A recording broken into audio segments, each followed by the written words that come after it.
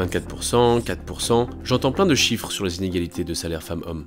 Pareil, lequel est le bon? Je ne crois pas qu'il y ait de bons ou de mauvais chiffres.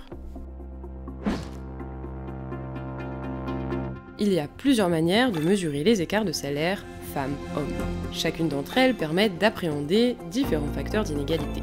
Tout d'abord, on peut comparer le revenu salarial, soit l'ensemble des salaires effectivement perçus par le salarié dans l'année. Dans le privé, l'écart entre femmes et hommes est de 24%. Plus d'un tiers de cette différence vient du temps de travail. D'une part, les femmes sont 3 à 4 fois plus à temps partiel. De l'autre, elles sont moins souvent en emploi dans l'année que les hommes.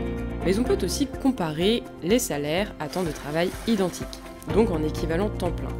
L'écart est alors de 15%.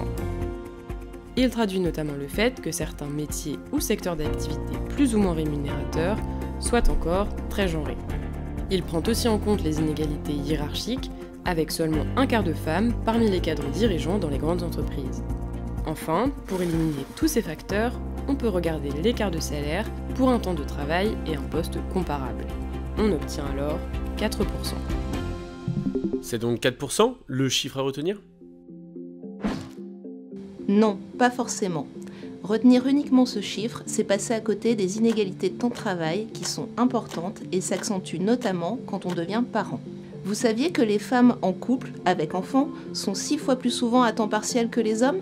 Par ailleurs, les inégalités de salaire qui dépendent des emplois et des postes occupés sont elles aussi considérables et elles augmentent avec l'âge. À moins de 25 ans, les femmes gagnent 5% de moins que les hommes à temps de travail identique. Cet écart grimpe à 28% pour les 60 ans ou plus.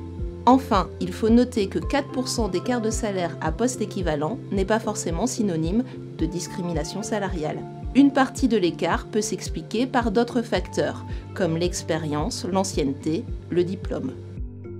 Ok, mais ces inégalités femmes-hommes, elles diminuent, non?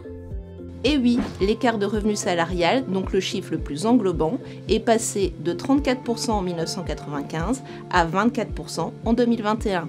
Cela s'inscrit dans un mouvement plus large. Même s'il reste du chemin à parcourir, les femmes sont aujourd'hui davantage diplômées que les hommes. Elles sont aussi de plus en plus présentes sur le marché du travail et de plus en plus nombreuses à être cadres.